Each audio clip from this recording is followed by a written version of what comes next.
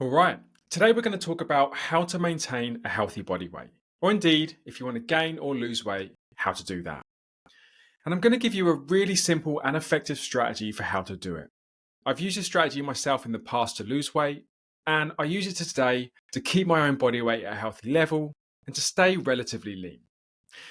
And I also want to assure you that it's not complicated. In fact, once you get your head around it, it's really quite straightforward. So before we jump into the detail, I want to give you three reasons why it's really important to maintain a healthy body weight. Now, the first one is longevity. So it's well established beyond any doubt that being at a healthy body weight helps to lower the risk of chronic diseases. So that includes things like cardiovascular disease, type 2 diabetes, certain cancers, and hypertension. And you don't need to take my word for it. I'm going to point you towards a study published in the New England Journal of Medicine. And the study found a strong association between higher BMI, body mass index, and increased mortality. And in the most extreme case, being very obese can cost you up to 13 and a half years of your life. And even being just somewhat overweight, you can expect to lose 2 to 4 years of your life. So in short, you will live longer and have less disease if you keep a healthy body weight. Reason number two, quality of life. So it's not just about living longer. It's also about having a good life. And this is what someone like health expert Peter Attia would call health span. When you maintain a healthy body weight, you have less inflammation, better mobility, and general physical function. And this just means that it's easier to do day-to-day things. So things like just moving around, playing with your kids, picking heavy things up, putting heavy things above your head, etc. And at a healthy body weight, life just feels easier, better, and is more enjoyable. The third reason, and arguably this might be one of the most important, certainly I felt it in the last few years, is, and I'll use myself as an example, is mental health. Now, I used to weigh 220 pounds. And whilst I wasn't obese, I was kind of just overweight. And at that time of my life, my energy used to be all over the place, and I was regularly tired.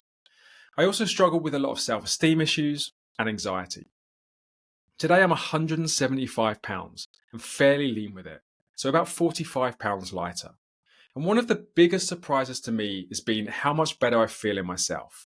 I have more energy, I'm more confident, I have more optimism, and I rarely have any anxiety anymore. And for me, this was actually probably the biggest and most obvious impact of being at a healthy body weight. I just feel a lot better mentally and I'm more comfortable in my own skin. So I hope that makes it nice and clear why being at a healthy body weight is just so important. And before I jump into the how, I just want to quickly cover one more thing. I suspect some people might be listening to this and thinking that this doesn't really apply to me. I don't feel obese and I'm not obviously overweight. And I want to give you two statistics that I think will blow your mind, and they might even give you something to think about for your own situation. So the first statistic is that 2/3 of the adult population in the United States and at least half of the populations of many other developed countries are currently overweight or obese. 2/3. And the second statistic is that a 2018 study found that only 12% of American adults fully met the criteria for being in optimal metabolic health. And metabolic health was measured as having the five things at an optimal range. That was blood glucose levels, triglycerides, cholesterol, blood pressure, and waist circumference. So what that means is that nearly a whopping 88% of people are metabolically unhealthy and they fail to be in the optimal range for at least one of those metrics. And I'll put the links to both of those studies in the show notes so that you can read further if you like.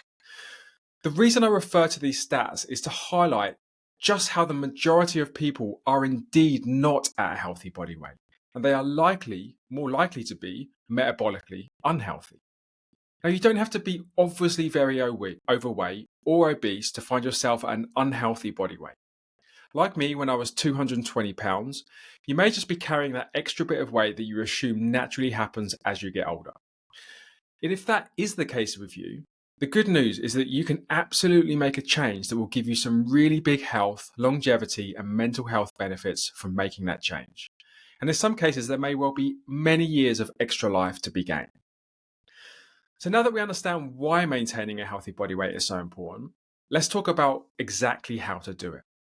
Now, the first thing you need to know is that you have to understand the principles of energy balance if you want to manipulate your body weight.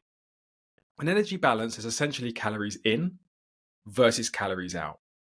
Now, this is what determines whether we gain weight, maintain our weight, or if we lose weight. And I want to explain that just a little bit further. Calories in, i.e., energy intake, is essentially the calories that we take in every single day by eating foods and drinking liquids. Calories out, i.e., energy expenditure, is a number of calories that you might burn as a result of just being alive, moving around your day-to-day business, and any type of physical activity you do. And this is how simple it is. If your calories in and out are the same, you will maintain your body weight. So let's say, for example, you took 2,000 calories in via food and drink, and you burned 2,000 calories by moving around day to day, you would maintain your body weight because 2,000 in, 2,000 out. Now, if your calories in are greater than your calories out, you are going to gain weight. So, for example, maybe you consume 2,500 calories via food and drink, but you only expend 2,000 via activity. Now, this is called being in a calorie surplus. And in this case, for example, it's a 500 calorie surplus. And this is going to cause you to gain weight. And lastly, if your calories in are less than your calories out, you will lose weight. So let's say you took 2,000 calories in via food and drink, but you happen to burn 2,500. That is that is what is called a calorie deficit. And in this case, it would be a 500 calorie deficit. And in this example, you would lose weight. And it really is as simple as that. Now, I want to quickly address an argument that you might have heard before. Not all calories are equal. Now, whilst what I said about calories in and out and how that affects your weight is absolutely true, there is something important to understand about the argument that not all calories are equal. You can't just ignore the types of calories you consume.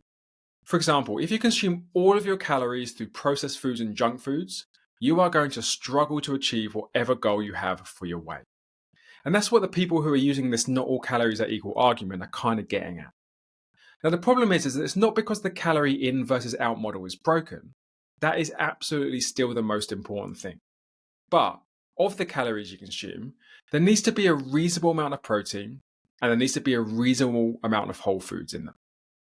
Now, why is this? Well, firstly, when you're trying to gain, maintain, or lose weight, protein is utterly necessary to help you either preserve, maintain, or gain muscle for those goals.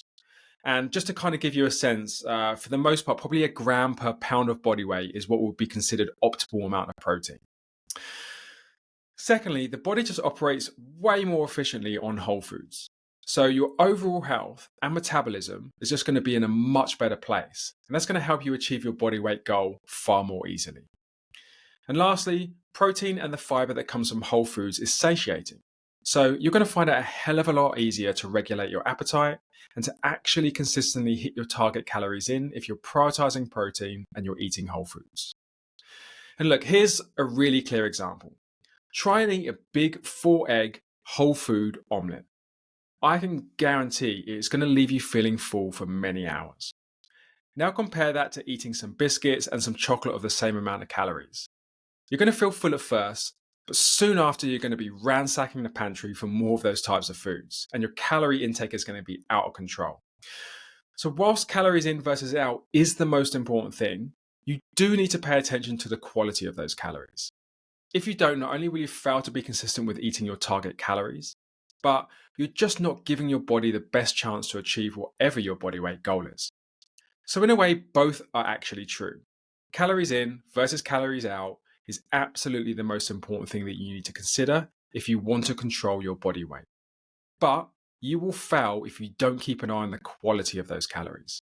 You want to be eating a reasonable amount of protein and you want to be sticking to as many whole foods as you can. So look, I know that has been quite a lot, and I want to give a bit of a recap, and then I'll give a real life example, which I think will make things even clearer.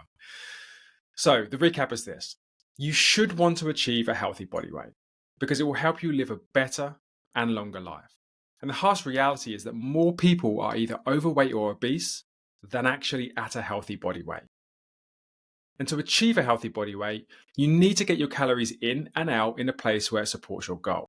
So you need to be in a calorie surplus if you want to gain weight. You need to be in a calorie deficit if you want to lose weight. Or you want to be eating the same amount of calories as you burn if you want to maintain your weight. And yes, you should be trying to keep protein high, and you want to be eating mostly whole foods. So really the only thing left is to explain exactly how you put all of this into practice and to give a bit of a real life example so it could sink in even more. So into practice, the first thing you need to do is you need to get to the point where you know what your maintenance rate is. Once you know your maintenance rate, which is essentially how many calories you need to take in to maintain your body weight, well, that's going to put you in a position to then adjust things to support your body weight goal thereafter. Now, when I first started thinking about this episode, I had this kind of grand plan to explain in great detail how you could find your maintenance rate exactly. Now, the problem with this is that it requires you to track your foods and activity in a very consistent and detailed way. And as I thought about this more, I realized that if you have not done this before, it's going to be very overwhelming. And actually, most people will either just not do it, or they're going to find it really hard to do. So instead of that, I'm going to give you a more high-level, rough way of going about it, which will absolutely work. And then once you're into it, you can decide if you want to take things to the next level and get way more specific about it. So here's what you want to do. You're going to need to run a test for about 4 to 6 weeks. And to start with, don't change anything about what you eat or drink, i.e. the amount of calories that you're taking in. And also don't change anything about the way that you're being active, i.e. the amount of calories out. And here's what I want you to do. Once per week, weigh yourself and then record the number. And there's just one thing to remember. When you do weigh yourself, try and do it about the same time per week so that the number you can get would be a good comparison. For example, I always weigh myself first thing on a Monday morning before breakfast. Now, you want to do that for about 4 to 6 weeks, as I said, and then look at those numbers. Now, if your weight hasn't changed much at all, then you're pretty nicely maintaining your weight at the moment. And you're maintaining your weight through how much you're eating and drinking, i.e. calories in, and how much activity you're doing, calories out. Regardless of what the specific number of calories in versus out is, you know that if you keep things roughly the same on both sides of the equation, you're going to stay at the weight that you're at. If then you want to lose weight, as an example, you're going to need to make a small adjustment to either reduce the amount of calories in, i.e. how much you're eating and drinking, so less of that, or you're going to need to increase the calories out, i.e. activity, so you're going to want to do more activity. And actually, you could do a bit of both if you wanted to as well. What this does is it puts you in a calorie deficit. And if you do that and continue to monitor your weight once per week, you should start to see your weight decrease. And if you keep doing that until you keep doing that until it stops working. And when it does stop working, you just have to do the same again until you reach your target body weight. Likewise, let's say you want to gain weight. You just do the opposite. You have to either increase the amount of calories in, i.e. more eating and drinking, or you decrease the amount of calories out, i.e. you need to reduce the amount of activity that you're doing. And again, if you do that and continue to monitor your weight once per week, you should start to see your weight slowly and consistently increase. And you keep doing that until it stops working. And when it stops working, you just adjust it again. Now, there's one last thing that I'll say about this. When you are running your maintenance test, or indeed maybe you're trying to maintain, lose, or gain weight, you want to try and keep your calories in and out around the same. Not around the same exact number, but just sort of consistent. So if you're trying to take 2,500 in, let's say you're trying to burn 2,000 because you're trying to gain weight, you do kind of need to keep the level of activity in the food around the same so that you consistently stay in that surplus.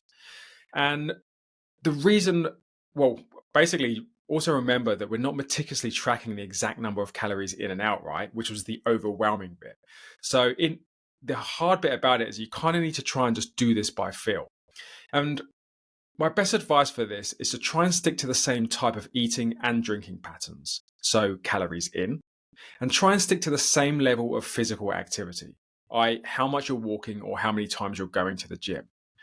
And if you can keep those two things consistent, then your energy balance will be fairly consistent and you'll achieve your goal. For example, let's say everything was really erratic and you're running a marathon one week and then you're mostly being sedentary the next week, or one week you're just wildly binge eating and the next week you're hardly trying to eat anything and you're fasting really aggressively. It's not just going to work because there's way too much change going on either side of the equation. So whatever you decide to do, whether it be gain weight or lose weight or maintain your weight, and again, without knowing the number of calories exactly, pick what you're going to do on both sides of those equations and try and keep it consistent over the course of the weeks, because you will need to do that if you're going to achieve your goal. And then obviously, if you're not achieving your goal and you need to adjust, then you know you can either just add or minus something to either side of the equation. But again, if it's not consistent, or it's always changing wildly, it's really hard to do. I want to wrap with an example of my own maintenance rate, because I think that will really help things sink in and make things a little bit clearer. And I'll use an example of my own maintenance rate and also how I use this to either gain or lose weight. So I know my maintenance rate based on how physically active I am is 2,300 calories. Now I know my exact number, i.e. the sort of more complicated, overwhelming bit, because I went through a more detailed process of tracking my food intake, so I used an app to track my calories. And then also, whilst at the same time, I kept my levels of physical activity extremely consistent. It's basically the same type of test that we just talked about, but I was using real numbers for the calories in, and I was being extremely meticulous on the amount of physical activity I was doing, because I stick to a training program week in and week out, and it's usually the same. And I'll describe that in a bit more detail. So my training program is I weight train 3 times a week. I do 2 hours of cardio, and I walk 10K steps a day. Now, I know that when I did that and when I ate 2,300 calories, my weight stayed the same. And the reason I knew this is I literally did it for about 6 weeks. And during that time, my weight stayed very much the same. Again, I was eating 2,300 calories, which I knew exactly via tracking it via an app. And I was sticking to that exact same kind of exercise regime. And I guess I was kind of lucky that it stayed the same, because it meant I didn't need to do any adjustment up or down to zone in and then do like trial and error stuff to find my maintenance rate. I kind of knew it fairly quickly. And then by knowing this is how I manipulate my body weight. So early in the year, I wanted to lose some weight for my summer holiday to Tenerife. And here's what I did. I simply ate 2,100 calories. So that's 200 less calories in. And then the other thing I did is I swapped out one of my 3 weight training sessions for a conditioning workout, which burned roughly 200 calories more in that workout. And 200 calories less in and 200 more calories out put me on it didn't necessarily put me on a calorie deficit of 400 calories, because that 200 calories extra that I burned was just one workout in a week. But it certainly put me on at least a 200 calorie deficit, and maybe a little bit more because I swapped that conditioning workout out. 200 divided by 7, I don't know, it's 20 or 30. So it might be like a 230 or a 240 calorie deficit. And look, what do you know?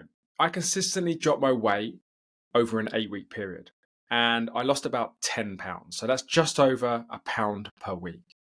It dropped off quicker at the beginning, probably because I got close to my maintenance rate towards the end of the process. But overall, the result was exactly what I'd hoped for. Now that I'm back, I'm trying to slowly gain weight. So again, sticking to my normal activity, I got rid of the conditioning workout and I was back to 3 weight sessions, which meant I know that was pretty much 2,300 as a maintenance rate. I've now increased my calories to 2,500. And what that should put me in is roughly a 200 calorie surplus based on my 2,300 maintenance rate. And as a result, I am slowly putting on about a pound per week. Like I said, I'm tracking these things in a much more precise way than the beginner way I described earlier, but the concept is exactly the same. You have to be able to know what it takes to maintain your weight when it comes to how many calories you're taking in, i.e. food and drink, and also how many you're expending, i.e. how physically active you are. And when you know that, you can simply adjust either of those to achieve any type of body weight goal. It's that straightforward. Now, I hope all of that is useful, and I hope that it puts you in a position to more easily reach and maintain a healthy body weight. And I also hope you know how important it is to do exactly that, because it will give you a longer and better quality life. So I think it's worth reflecting on where you are on the spectrum of needing to lose or gain weight. And from there, consider running a maintenance rate test to figure out how you can maintain your body weight, And then from there, regardless of whatever your goal is, you can then adjust it accordingly, and you can either gain weight or lose weight depending on whatever your goal is. Look, I hope that has been useful for you, and enjoy the process.